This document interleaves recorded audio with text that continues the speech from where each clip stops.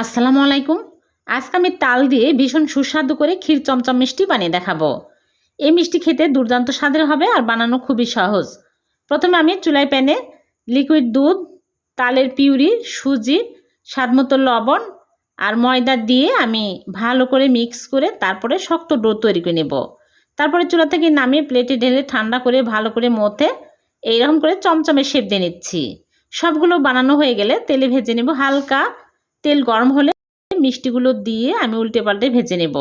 এরকম কালার হলে তুলে নিচ্ছি। তারপর চিনি শিরা তৈরি করে নেব। চুলায় প্যানে নিয়ে নিচ্ছি 1 কাপ চিনি আর পানি 1.5 কাপ, 2টা এলাচ দিয়ে দিলাম, জাফরান 1 চিমটি দিয়ে আমি বলক তুলে নেব। 5 মিনিট জাল করার পর চুলা থেকে নামিয়ে মিষ্টিগুলো দিয়ে ঢেকে রেখে দেব 1 ঘন্টা। 1 ঘন্টা পর মিষ্টিগুলো ফুলে একদম রসে টইটুমর হয়ে গেছে।